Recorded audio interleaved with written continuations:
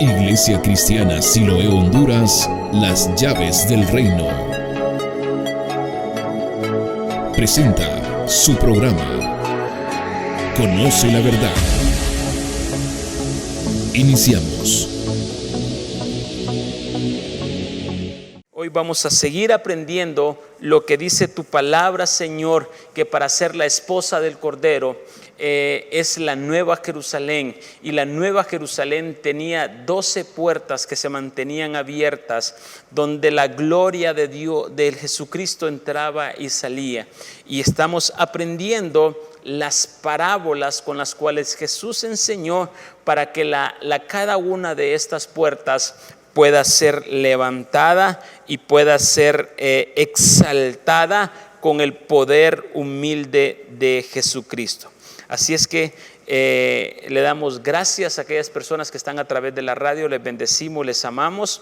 Hemos visto 3 puertas, hemos visto el poder de la humildad de Cristo para reinar sobre la palabra de Dios y protegerla de los enemigos de orgullo. Y estábamos hablando de la puerta de Judá. Luego miramos el poder de la humildad de Cristo para reinar sobre el mal del orgullo. Y esa fue la puerta de Isaacar. La puerta de Isaacar, Isaacar significa Él trae recompensa. Luego vimos la tercera puerta, levantarla o restaurarla en el muro de la nueva ciudad, en el muro de la Nueva Jerusalén, que es el poder de la humildad de Cristo para poder gobernar sobre la vergüenza orgullosa. Y esa es la tribu de Zabulón. Y la tribu de Zabulón significa encerrar, ciudad continua, ciudad amurallada. Hoy terminamos de ver esas 3 puertas el miércoles pasado que estaban en el lado oriental. Hoy pasamos al lado sur, donde están las otras 3 puertas que hay que levantar, y aquí donde están la puerta o las tribus de Rubén, la tribu de Simeón y la tribu de Gad. Hemos dicho que la Nueva Jerusalén es la esposa de Jesucristo, y eso lo podemos ver en Apocalipsis capítulo 21, verso del 1 en adelante. Vamos a la palabra para que aprendamos verdaderamente por qué es necesario levantar esas puertas, esas 12 puertas que son exaltación, y en cada puerta pertenece al nombre de cada una de las 12 tribus de Israel. Recuerde que la nueva ciudad tenía simientes, tenía fundamento, y sobre cada fundamento estaba el nombre de los 12 apóstoles. Y los 12 apóstoles que significan la humildad. Pero también en esa puerta, en la parte de arriba, que son perlas que se forman, está también el nombre de cada una de las 12 tribus de Israel, que significa la exaltación. ¿Por qué? Porque supieron humillarse, porque supieron ser humildes aquí en la tierra. Y podemos ver Apocalipsis capítulo 21, verso 1 en adelante, no sin antes leer nuestra confesión de fe, que está la palabra de Dios en 2 de Timoteo capítulo 3, verso 16 y 17, que dice: toda escritura es inspirada por Dios y es útil para enseñar, redarguir, corregir e instruir en justicia, a fin de que todo hombre de Dios sea perfecto, enteramente preparado para toda buena obra.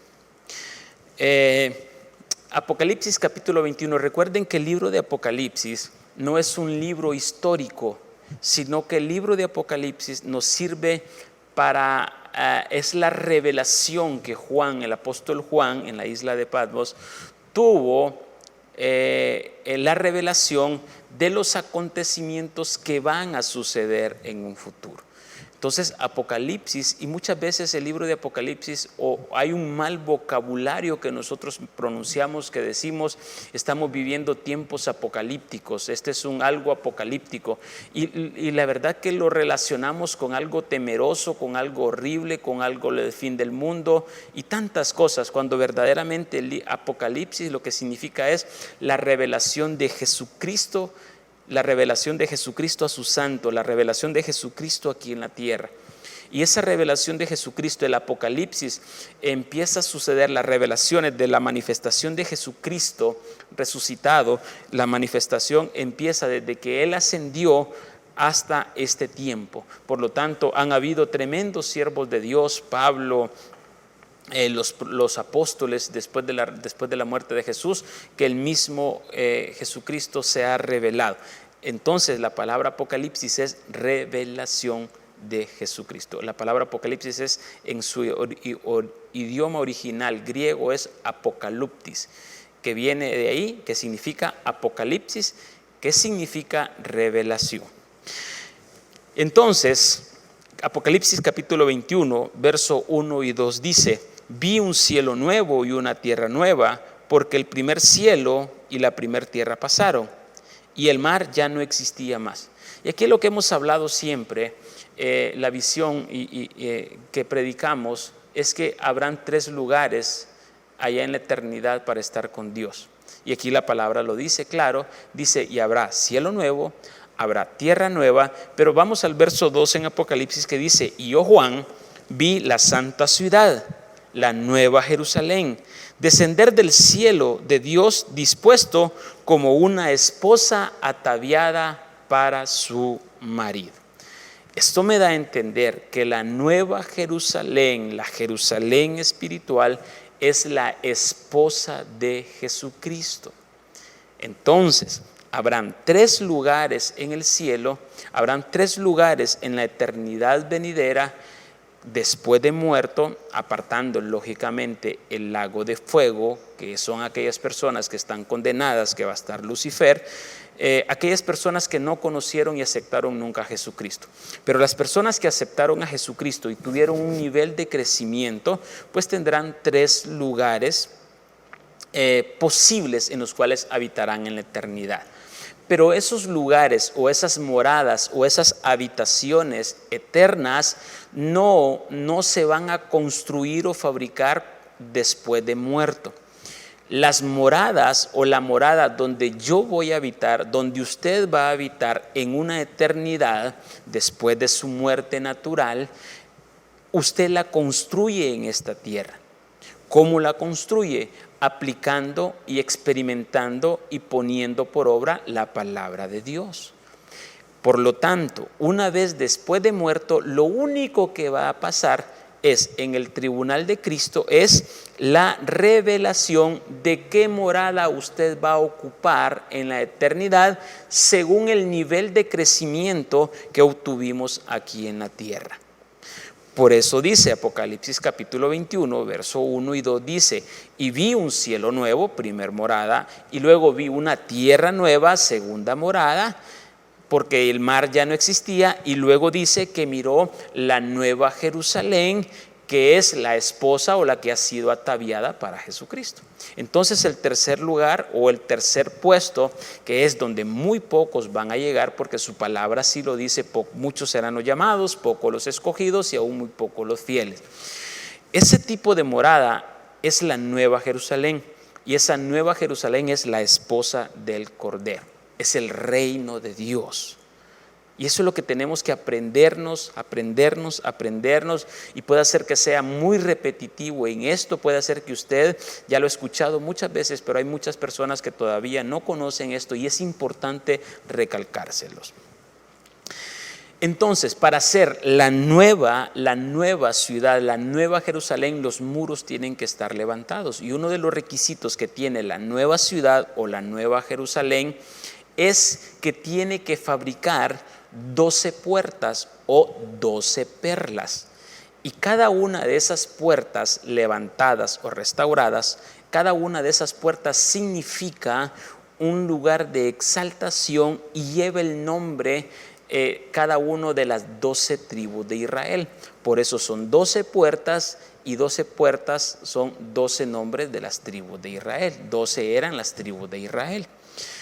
Entonces estamos viendo cómo restaurar esas puertas y vimos que la restauración de las puertas Jesús las enseñó a través de parábolas.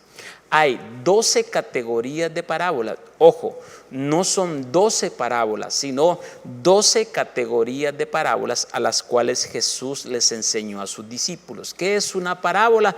Es una historia natural con un significado espiritual. Y eso es lo que estamos viendo todos estos miércoles. Si usted no ha visto los otros miércoles anteriores, no se preocupe, cada puerta es independiente. Y si a usted le interesa, si a usted le gusta estudiar la palabra de Dios y aprender lo poquito que Dios nos ha enseñado, entonces usted puede ver las prédicas en nuestro canal para que mire las tres puertas que hemos restaurado, que se han enseñado cómo restaurarlas en los miércoles anteriores. Hoy entonces entraremos a la parte sur, ¿verdad? Entraremos a la parte sur del tabernáculo de Moisés, o en la posición donde se ubicaban las tribus de Israel. Y en ese lado o en ese sector habían 3 tribus. Y la primera tribu es la tribu de Rubén, la tribu de Simeón y la tribu de Gad. Hoy vamos a hablar de la tribu de Rubén. De la tribu de Rubén. El poder de la humildad de Cristo, para reinar sobre la rebelión orgullosa. Hemos visto anteriormente cómo reinar sobre la palabra de Dios y protegerla de los enemigos del orgullo. También vimos cómo reinar sobre el mal del orgullo. Y también vimos cómo reinar sobre la vergüenza de orgullosa. Y hoy vamos a ver cómo reinar sobre la rebelión orgullosa que hay en nuestro ser interior. ¿Dónde se fabrica la Nueva Jerusalén o dónde se construye la Nueva Jerusalén? En nuestro ser interior, en nuestro corazón. Ahí es donde se va a construir todo. Y el momento que venga Cristo, simplemente el calcetín se va a dar vuelta y todo lo que teníamos por dentro va a pasar a estar por fuera y será revelado lo que nosotros teníamos por dentro.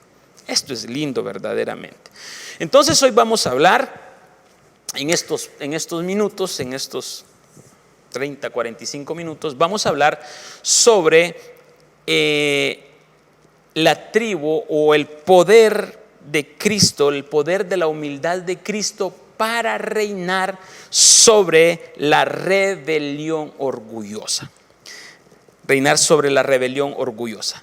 Y voy a empezar diciendo, en este lado en el tabernáculo, en este lado de la estatura del varón perfecto, se encuentra lo que es el candelero. La palabra Rubén o la tribu de Rubén o Rubén significa ver al Hijo. Ver al Hijo. ¿Cuántos de nosotros vemos al Hijo? Cuando me refiero al Hijo de Dios, me refiero a Jesucristo. ¿Cuántos de nosotros miramos al Hijo? ¿Y cuántos de nosotros no miramos al Hijo, sino que miramos al insensato, al orgulloso o al rebelde o al problema? La tribu o el nombre de Rubén, para levantar esta puerta en el muro de la nueva ciudad, en mi corazón, en mi voluntad, en mi ser interior, es que yo tengo que tener presente que siempre debo de tener mi mirada puesta en Jesús. Siempre debo de tenerla puesta la mirada en Jesús. El mismo Pablo lo mencionó y lo dijo de esta forma. Por tanto, nosotros también, Hebreos capítulo 12, verso 1 y 2 dice: por tanto, nosotros también, teniendo en derredor nuestro grande nube de testigos, despojémonos de todo peso y del pecado que nos asedia, de toda esa soberbia, de toda esa rebelión, de todo ese orgullo, y corramos con paciencia la carrera. que tenemos por delante. ¿Qué carrera usted tiene por delante? ¿Cuál es el objetivo principal? ¿Cuál es su meta? ¿Cuál es mi meta? Mi meta, sabiendo que hay un primer lugar, sabiendo que hay un segundo lugar y sabiendo que hay un tercer lugar como premio, pues yo voy a optar por agarrar o tomar o llegar al primer lugar. Y entonces esto es una carrera. ¿Y cuál es la carrera? La carrera de su vida. Y en esta carrera de su vida, usted va a se va a ubicar en el tercer lugar, se va a ubicar en el segundo lugar o se va a ubicar en el primer lugar. El tercer lugar es cielo nuevo, el segundo lugar es tierra nueva y el primer lugar es la esposa del Cordero, la nueva Jerusalén. Entonces, ¿cómo va a empezar a recorrer esta carrera? Hebreos capítulo 12, verso 2 me lo dice bien claro y dice: puesto los ojos en Jesús, el autor y consumador de la fe. Pero hoy en día, ¿en quién usted está poniendo la mirada? ¿En quién usted está poniendo su atención? ¿En qué usted se está enfocando? ¿Usted se está enfocando en el problema? ¿Usted se está enfocando en la pandemia? ¿Usted se está enfocando en la enfermedad, en la angustia, en la tribulación? ¿O usted se está enfocando en Jesús, el Hijo de Dios, que es el que está por sobre toda cosa creada? Entonces, poder restaurar esta puerta para poder gobernar sobre la rebelión que está en mi corazón, yo debo de poner la mirada en Jesús. Puesto los ojos en Jesús, el autor y consumador de la fe, el cual por el gozo puesto delante de él sufrió en la cruz, menospreciando el oprobio, y se sentó a la diestra del trono de Dios. El cual por el gozo puesto delante de él sufrió en la cruz. Esta carrera que usted y yo emprendemos y que estamos caminando es una carrera muchas veces que traerá sufrimiento, que traerá angustia, que traerá dolor, traerá muchas adversidades. Pero usted no ponga la mirada en la adversidad, en el problema, en la contienda, en la lucha. Usted ponga la mirada en Jesús. Y cuando usted pone la mirada en Jesús, usted tiene que avanzar, usted tiene que caminar, porque usted quiere llegar a tener el primer lugar como premio. Entonces, ¿a quién mira usted? Usted en sus problemas, y ustedes van a ver en su pantalla, ¿usted a quién mira cuando tiene un problema? ¿A quién mira usted? Y aquí está una imagen bien clarita. Usted mira a un viejo necio en el trono del orgullo. Usted a ese mira. ¿Por qué? Porque ese viejo necio, gordito, panzón, peloncito que está ahí, es un ignorante, es un sin sentido común, es un estúpido, es un arrebatado, es un irreflexivo, es un irracional, es un desconsiderado, es un egoísta, es un imprudente, un enfadado, un insensato y un incrédulo. Muchas veces nosotros entramos al juego de este tema de poner la mirada en el problema, en el insensato, en el inescrupuloso, en el fastidioso, en el mentiroso, y nos olvidamos que verdaderamente dentro de nosotros hay un tesoro escondido, una luz una luz que resplandece y que vence al mundo, la luz de Jesucristo. Entonces usted a quien tiene que ver es al Hijo, a nadie más. Usted tiene que ver a Jesucristo, al Hijo de Dios, y puede ver la pantalla. Al Hijo tiene que ver. Y entonces aquí voy a hacer un ejercicio bien claro. ¿A quién mira? ¿Al Hijo o mira al insensato? ¿Dónde están sus miradas? Rubén significa mirada al Hijo. Mirar el camino de cruz que Él hizo, mirar ese camino. Pero se lo pongo los dos acá porque hay un conflicto siempre grande en nuestra vida, que muchas veces no miramos al Hijo y miramos al insensato, al viejo orgulloso, al que está sentado en el trono del orgullo. Mirad al Hijo. Cuando tenemos claro cómo restaurar esta puerta para poder levantar esa exaltación mediante el poder humilde de Jesucristo, para poder reinar sobre la rebelión que está en nuestro corazón, vamos a darnos cuenta que tenemos un trabajo arduo que hacer, que tenemos que trabajar. ¿Por qué? Porque ¿dónde está ese orgullo? ¿Dónde está ese insensato? ¿Dónde está ese orgulloso? En el hombre viejo. En el hombre viejo. En aquel en el cual nacimos en pecado y fuimos concebidos en iniquidad. Ahí es donde está ese insensato. Cuando este insensato se metió en nuestro corazón,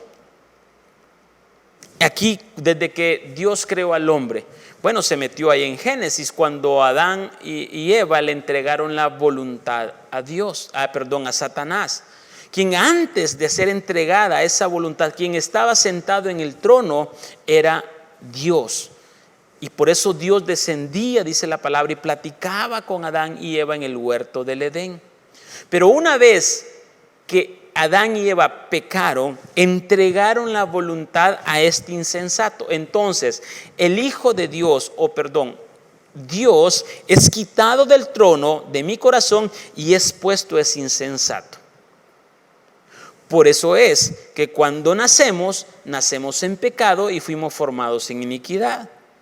Y con esta lucha, cuando Jesucristo vino a recuperar, a perdonarnos por su gracia, por su misericordia, hay una luz y hay un camino de retorno al Padre, hay un camino de regreso al Padre. Pero ese camino de regreso al Padre no lo vamos a tener mirando al insensato, al orgulloso, al rebelde, a la rebelión que está en mi corazón, sino que en todo tiempo y en todo momento tengo que mirar al Hijo, tengo que mirar a Jesús, tengo que mirar lo que Él hizo por mí, tengo que ver todo el sacrificio que Él hizo, tengo que ver todo lo que la sangre que Él derramó en la cruz del Calvario. Yo no debo despojar o quitar mi mirada en Jesús.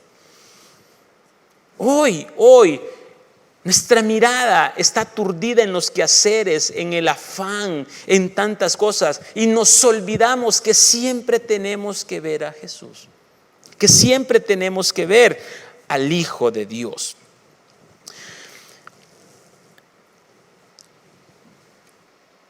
Este insensato está rodeado de un muro,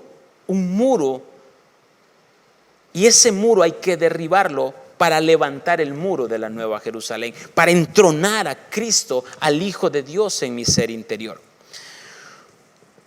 Cuando Dios empieza a sembrar en nosotros la palabra de Dios, cuando Él empieza a trabajar en nosotros, nos vamos a topar, nos vamos a enfrentar con muros en los cuales está protegido este varón gordo, feo, que está ahí en el trono de nuestro corazón. Y pregunto bien claro: ¿somos egoístas? ¿Somos imprudentes? ¿Somos enfadados de vez en cuando? ¿Somos insensatos? ¿Somos incrédulos muchas veces? ¿Somos desconsiderados? ¿Somos irracionales? ¿Somos irreflexivos?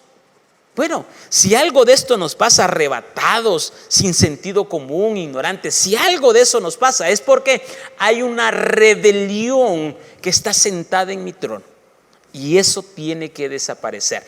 Por lo tanto, hay 3 parábolas en esta puerta que vamos a estudiar. 3 parábolas. Jesús enseñó 3 parábolas para revelar el misterio de gobernar sobre la rebelión. Recuerden lo que les dije, que es una parábola. Una parábola es una historia natural con un significado espiritual. Entonces, Jesús enseña a sus discípulos a través de estas 3 parábolas cómo vencer, cómo arruinar, cómo botar o cómo quitar esa rebelión que hay dentro de nosotros. Y aquí encontramos las 3 parábolas, que son la parábola de la mujer que escondió la levadura en 3 medidas de harina, la parábola de los 2 hijos y la parábola del buen pastor. Y vamos a Mateo capítulo 13, verso 33, para que entendamos la primer parábola. Vamos al libro del Evangelio de San Mateo, capítulo 13, verso 33. Dice la palabra de Dios: otra parábola les dijo. Si ustedes son minuciosos en cada parábola, dice: el reino de los cielos es semejante. Siempre comienza con ello. El reino de los cielos es semejante. Dice, ¿por qué? Porque ¿qué es el reino de los cielos? Siempre lo he explicado también muchas veces. El reino de los cielos es la nueva Jerusalén, es la esposa del Cordero. ¿Por qué? Porque reino es gobernar. Y usted no puede ser rey si no gobierna. Entonces, dice Mateo 13:33, otra parábola les dijo: el reino de los cielos es semejante a la levadura que tomó una mujer y escondió 3 medidas de harina hasta que todo fue leudado. Qué impresionante, ¿verdad? O sea, tomó 3 medidas de harina hasta que todo fue leudado.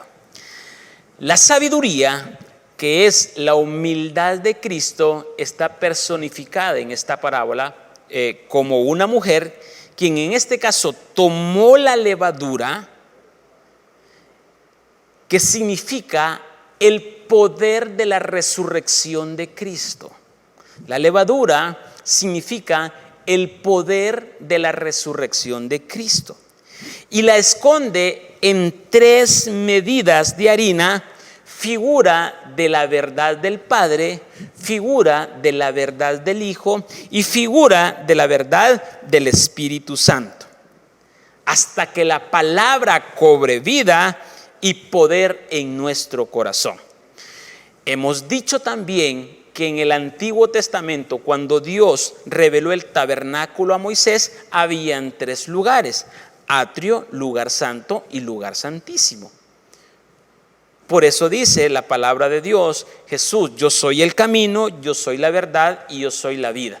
3 medidas. Hay una medida para los atrios, hay una medida para el lugar santo y hay una medida para el lugar santísimo. Y en cada una de esas medidas, tanto en el lugar santo, tanto en los atrios como en el lugar santísimo, tiene que haber un poder de resurrección de Cristo. Tenemos que creer en ese poder de resurrección de Cristo. ¿Qué significa la levadura en el ámbito natural? El pan, ¿cómo lo hacen? El pan, le meten la levadura en la harina y cuando cuarde se levanta aquella enorme cantidad, porque la levadura lo que hace es levantar. Y entonces la levadura, viéndolo desde el punto de vista espiritual, la buena levadura, porque también hay mala levadura, que eso lo vamos a ver en esta noche. La buena levadura es aquella levadura que significa el poder de la resurrección de Cristo. Y para ver el poder de la resurrección en alguien es porque esa persona ha muerto. No puede haber resurrección si no hay muerte. Tiene que haber muerte para que exista una resurrección. Entonces, esta medida de la levadura o esta parábola, lo que Dios dice es: muere a tu rebelión, muere a tu insensatez, muere a tu irracionalidad, muere a tu ignorancia, muere a todo eso, para que el Espíritu de Dios, la palabra de verdad, se haga realidad en tu corazón y eso que ha muerto tome, resucite, pero no desde el punto de vista negativo, sino para ascender hasta llegar a la estatura del varón perfecto. Dios envía esa palabra leudada y aviva para limpiar y santificar el corazón del hombre que está lleno de rebelión. Todos, desde que nacemos, somos rebeldes. Un niño que acaba de nacer empieza con su rebeldía hasta que no deja dormir a sus padres. Y ahí sus padres todos enojados, todos malhumorados, todos aquellos quieren ordenarle al bebé, a la bebé, déjeme dormir. Pero hay una rebeldía en él, no le va a hacer caso. No le va a hacer caso, ¿por qué? Porque la palabra de Dios es clara y dice: en pecado nací. Hay rebeldía desde este nacimiento. Entonces, Dios quiere revelar o quiere leudar mi corazón para limpiar toda obra de maldad, toda rebelión, toda apatía, toda arrogancia, toda soberbia que se interpone a mi crecimiento espiritual. Nos volvemos rebeldes. Por eso Jeremías, en el libro de Jeremías capítulo 5 verso 23 nos dice: no obstante, este pueblo tiene corazón falso y rebelde.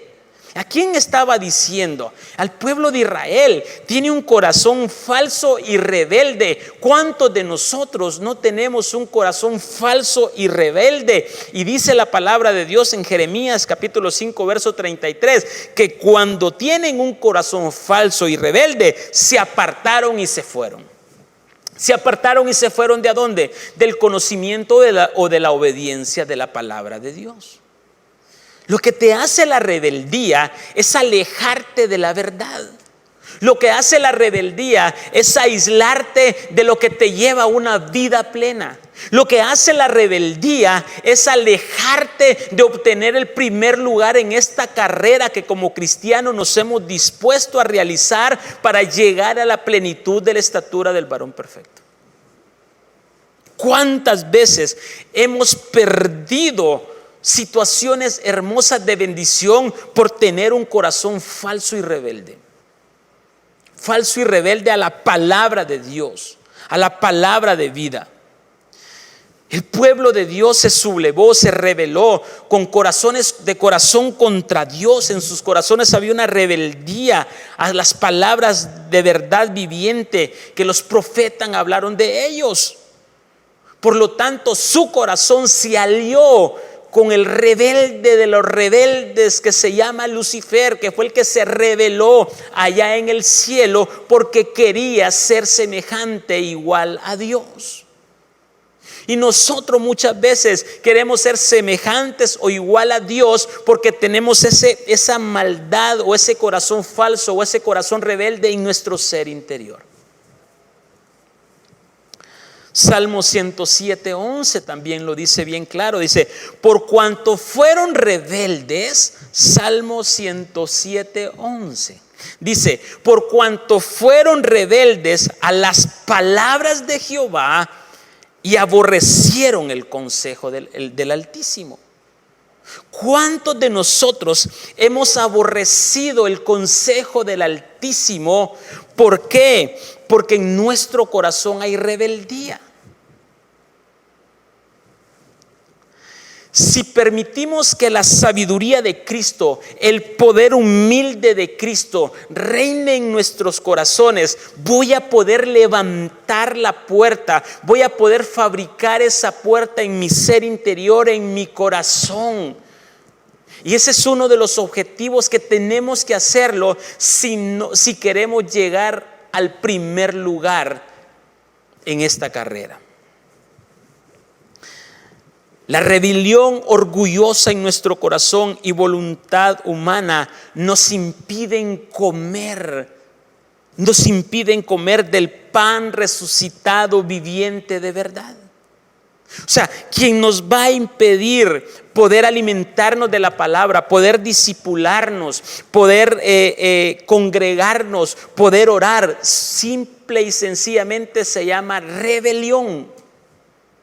Yo voy a orar a la hora que quiero, voy a ayunar los días que quiero, voy a leer la palabra cuando quiero, Y dentro de usted está actuando la rebelión, la rebeldía, que cada vez que usted y yo actuamos de esa forma, nos alejamos del pan viviente, de la resurrección, de la levadura de la resurrección. Dios quiere levantarnos. ¿Por qué? Porque Dios quiere llevarnos cada día, donde dice: la gloria postrera de tu casa será mayor que la primera. Iremos de aumento en aumento, como la luz de la aurora, hasta que el día sea perfecto. Pero eso solo lo vamos a lograr cuando comamos del pan resucitado, cuando comamos de la levadura espiritual de Cristo en nuestros corazones. Es la única forma que podemos lograrlo. Es la única forma que podemos alcanzar la estatura del varón perfecto.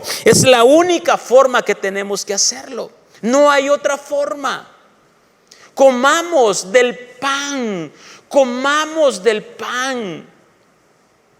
Por eso la sabiduría que representa a esa mujer dice que entró y metió la levadura en 3 medidas: atrio, lugar santo y lugar santísimo, para que entendamos que son niveles, que son escalones que tenemos que ir alcanzando. Nos rebelamos contra el precioso pan leudado de la verdad de Dios. Hay levadura buena y hay levadura mala. Y nosotros muchas veces somos leudados con la levadura de los fariseos y no con la levadura del pan de verdad. Lucas capítulo 12, verso 1, Jesús les dijo claro. Capítulo 1 y 2, Lucas capítulo 12, verso 1 y 2 dice: en esto juntándose una innumerable multitud, tanto que unos a otros se atropellaban, comenzó a decir a sus discípulos diciendo: primeramente, guardaos de la levadura de los fariseos, porque esa levadura es hipocresía. O sea, Dios hablando claramente: usted va a ser leudado, pero ¿con qué levadura usted va a ser leudado? ¿Con la levadura del pan precioso de la verdad de Dios, o con la levadura de los fariseos, que es hipocresía? ¿Y cómo podemos ver un ejemplo claro de esta levadura de hipocresía de los fariseos? Lucas capítulo 18, creo que me lo dice bien claro. Lucas capítulo 18, tenemos la parábola del fariseo y del publicano. Y eso lo voy a explicar más adelante, cuando me toque hablar de esta parábola. Pero solo quiero tomarlo como ejemplo, que dice: a unos que confiaban en sí mismos como justos y menospreciados a los otros, dijo también esta parábola. 2 hombres subieron al templo a orar. Uno era fariseo y el otro era publicano. El fariseo, puesto en pie, oraba consigo mismo de esta manera: Dios, te doy gracias porque no soy como los otros hombres, ladrones, injustos, adúlteros, ni aún como este publicano.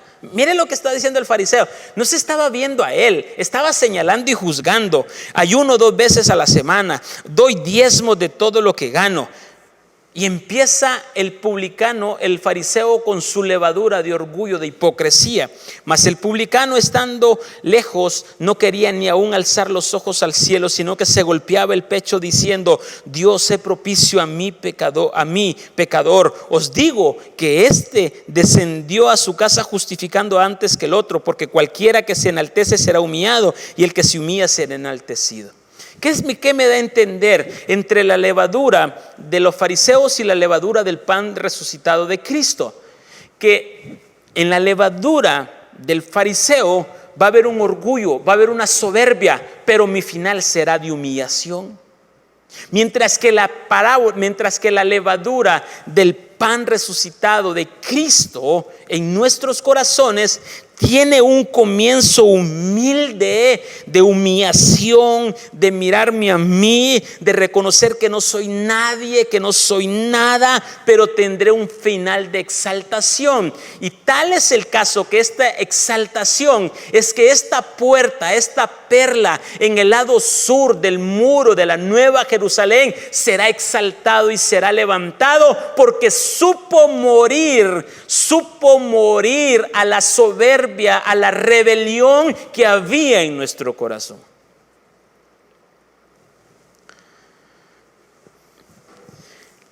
Esta levadura representa falta de sinceridad, representa el error, representa el orgullo humano que quiere siempre inflarse. Vamos a la segunda parábola para explicar siempre este principio de poder ver al Hijo y de poder vencer la rebelión. Mateo capítulo 21, verso 28. Mateo 21, verso 28 dice en adelante: pero ¿qué os parece? Un hombre tenía 2 hijos, y acordándose al primero, le dijo: hijo, ve hoy a trabajar a mi viña. Respondiendo él dijo: no quiero. Pero después arrepentido fue. Mire qué tremendo esto. O sea, ¿quién contestó ahí? El rebelde. Verso 30. Y acercándose al otro le dijo de la misma manera, y respondiendo él dijo: sí, Señor, voy, y no fue. Mire qué linda esta parábola. El uno le dice, lo mandan, y dice: no voy, pero va. Y el otro dice: sí voy, pero no va. Qué tremendo, ¿no? Entonces el verso 31 me dice: ¿cuál de los 2 hizo la voluntad de su padre? Dijeron ellos: el primero. Jesús les dijo: de cierto os digo que los publicanos y las rameras van delante de vosotros al reino de Dios. Cuando dice reino de Dios es Nueva Jerusalén, ser la esposa del Cordero. Dice: de cierto digo que los publicanos y las rameras van delante de vosotros al reino de Dios. Y lo explica en el verso 32: porque vino a vosotros Juan en camino de justicia y no le creíste, pero los publicanos y las rameras le creyeron. Y vosotros, viendo esto, no os arrepentisteis después para creerle. Entonces, ¿qué pasa en este tema? El primer hijo dijo desde lo profundo de la insolencia corrupta y orgullosa de su voluntad interna, dijo: no voy. Se rebeló por fuera y por dentro dijo no a la voluntad del Padre. Mire qué tremendo esto. Uno dijo por fuera: no voy, pero después fue. Y el otro dijo: voy, y no fue. ¿Qué significa este tema? ¿Qué significa esto? Que hay una rebelión externa y una rebelión interna. Una rebelión externa y una rebelión interna. El que dijo no, pero después fue, produjo un arrepentimiento en su ser interior. Entonces, el hijo que fue se arrepintió e hizo la voluntad del Padre. Y aquel otro que dijo desde su ser, dijo: sí voy, pero no fue. Entonces este nunca se arrepintió y nunca hizo la voluntad del Padre.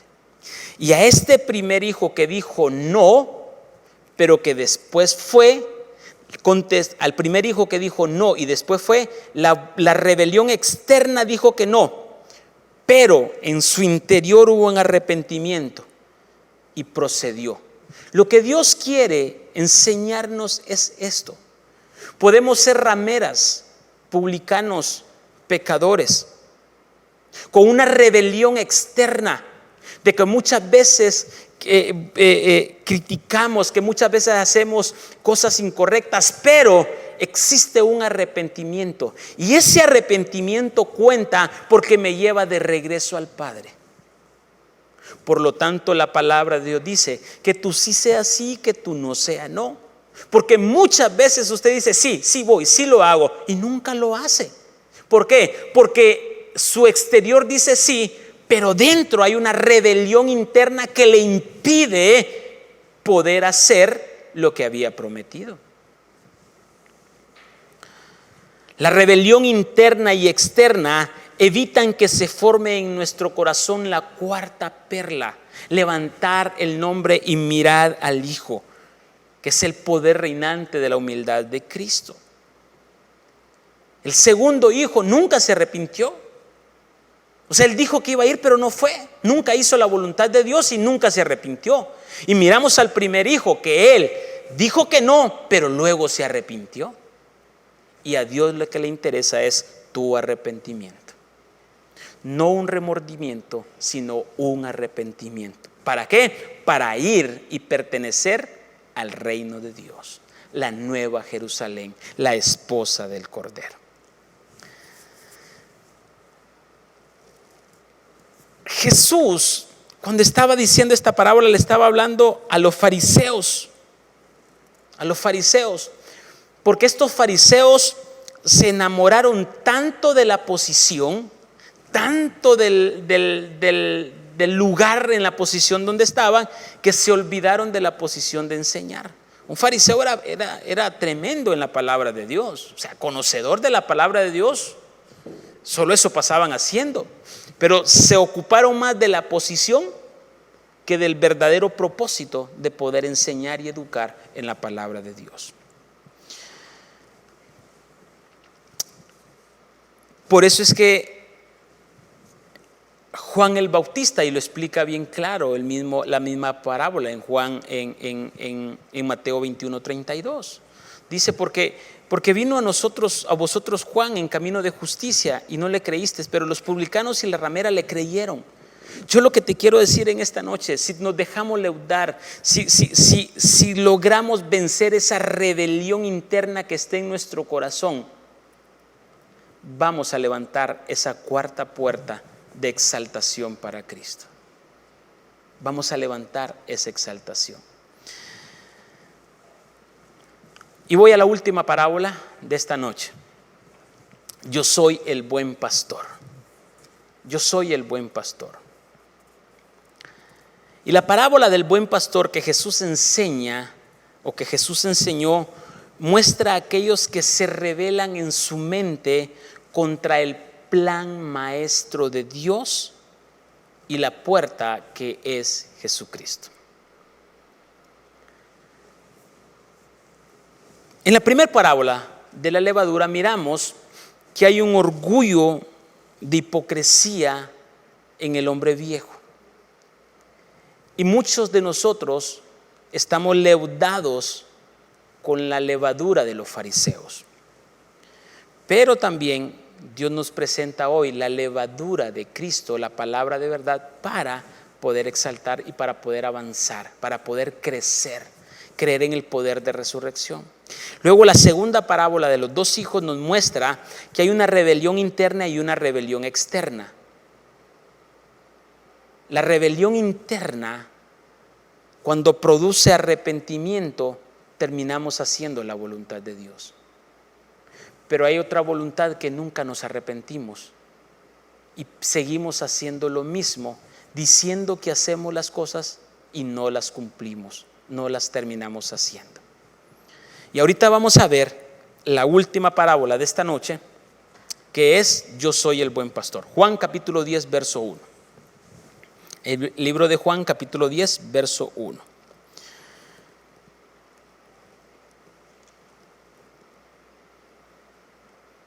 Juan capítulo 10, verso 1. Dice: de cierto os digo, el que no entra por la puerta en el redil de las ovejas, sino que sube por otra parte, este es ladrón y salteador. Mas el que entra por la puerta, el pastor de las ovejas es. A este abre el portero, y las ovejas oyen su voz, y a su voz y a sus ovejas llama por nombre y las saca. Y cuando ha sacado fuera todas las propias, va delante de ellas, y las ovejas le siguen porque conocen su voz. Mas al extraño no seguirán, sino huirán de él, porque no conocen la voz de los extraños. Esta alegoría les dijo Jesús, pero ellos no entendieron qué era lo que les decía. Volvió pues Jesús a decirles: de cierto os digo, yo soy la puerta de las ovejas. Todos los que antes de mí vinieron, ladrones son y salteadores, pero no los oyeron las ovejas.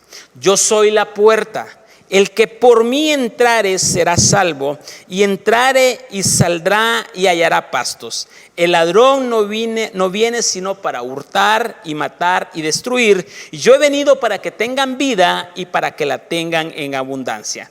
Yo soy el buen pastor, y el buen pastor su vida da por las ovejas. Este es un principio hermoso.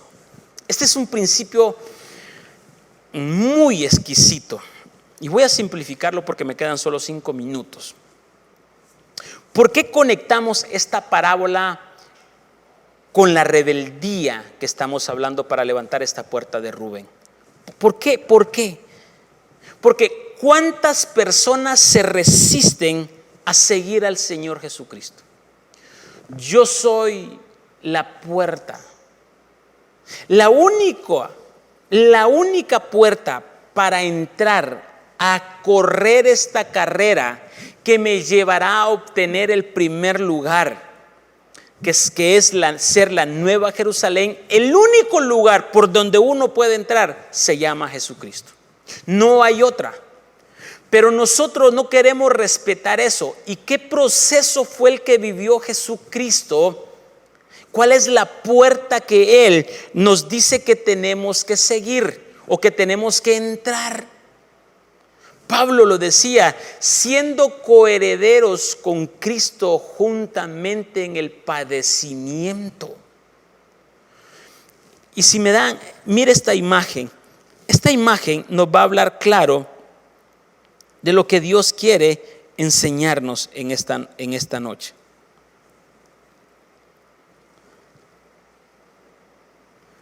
Hay un camino que recorrer. Y en este camino, la primer puerta para empezar a recorrer este camino crucificado, quiero ver si lo puedo mover acá. Este camino crucificado, imagínense que este es un muro.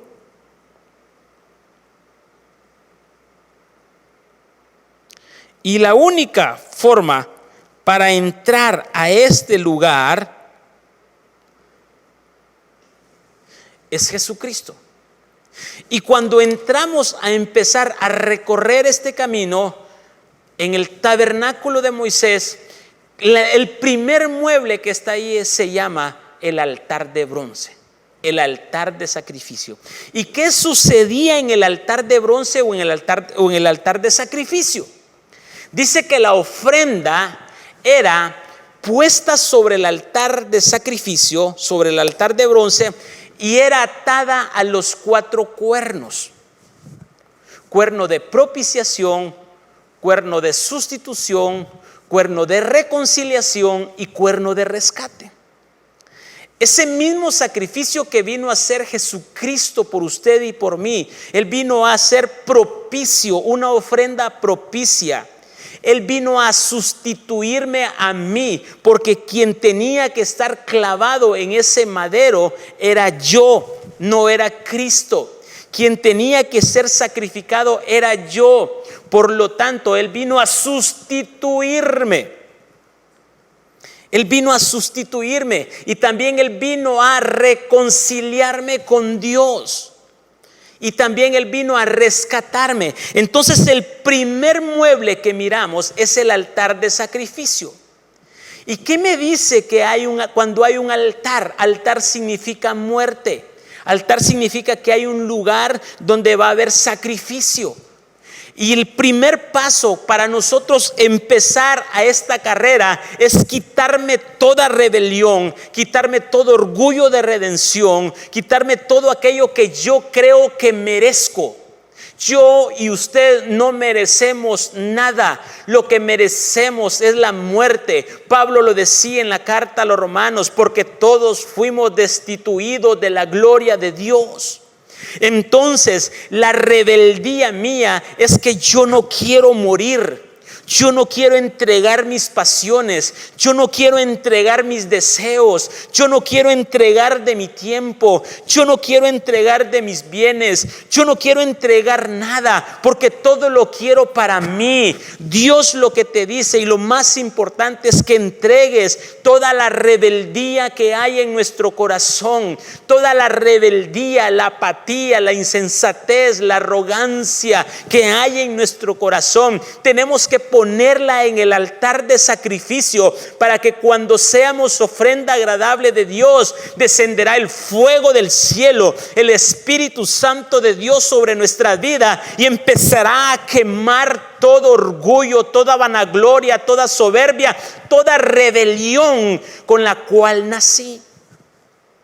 Y entonces Jesús lo explica en esta parábola. La única forma que y mire este cuadro, la única forma que usted puede entrar a esta ciudad, a este muro que estoy dibujando aquí al lado, alrededor de este círculo, la única puerta se llama entrar por el altar de sacrificio. No hay otra forma. Pero nosotros, queriéndonos llevar de inteligencias y creyendo que somos astutos, venimos, y aquí me voy a dibujar, y en vez de agarrar este camino, quiero agarrar un camino torcido. Y entonces, en vez de empezar por los atrios, quiero saltarme a la revelación del pan. Quiero saltarme un muro cuando aquí no hay puerta. No hay puerta. La única puerta es en este lado. Pero mi rebeldía, mi rebelión es que yo no quiero ser bautizado. Es que yo no quiero ser lleno del Espíritu Santo. Es que yo no quiero verme mi ser interior. Es que yo no quiero pasar el abacro. No quiero quitarme mi polvo de orgullo, de rechazo. Si me ayuda Luis, por favor. ¿Y cuál es la puerta para entrar? ¿Cuál es la puerta que en lo espiritual o en la acción que yo tenga que hacer? ¿Cuál es la puerta que yo tengo que cuál es mi puerta? ¿Cuál es mi acceso? Mi arrepentimiento. Mi arrepentimiento. Ahí tengo que empezar a morir y a reconocer cuánto he fallado, a reconocer cuánta rebeldía tengo delante de mí. Porque entonces, cuando eso pasa, cuando yo me arrepiento, yo no miro al insensato, sino que miro al Hijo de Dios. Miro a Cristo, miro a Jesús, miro a Jesucristo. Y eso es lo que Dios quiere enseñarte en esta noche. Quieres levantar el muro, esa puerta con el poder de la humildad de Cristo para vencer sobre toda rebelión. Empieza a morir y a entregar. Entreguemos todo orgullo, toda rebelión. Si Dios puso un pastor en tu vida, es para que te guíe, no es para que te rebeles. Si Dios puso un jefe en tu vida en el ámbito secular, es para que le obedezcas y no para que te le rebeles.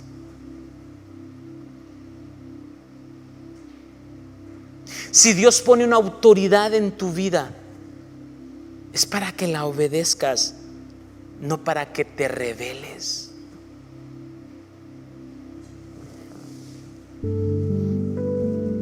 ¿Cuántos hoy en día queremos saltar los muros y no empezar desde cero esta carrera Empezar en ese altar de sacrificio, ser una ofrenda para Dios, ser una ofrenda agradable a Dios. Tenemos que ver al Hijo y no tenemos que ver nuestro orgullo, nuestra soberbia, nuestra rebelión, porque eso impide que miremos a Cristo, que miremos el camino que tenemos que cruzar. Tenemos que ver a Jesús gobernando sobre nuestra vida.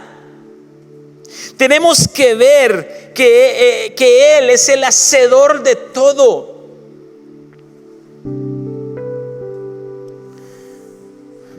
El nombre Rubén significa ver al Hijo y está escrita sobre la cuarta puerta de la perla de la nueva ciudad.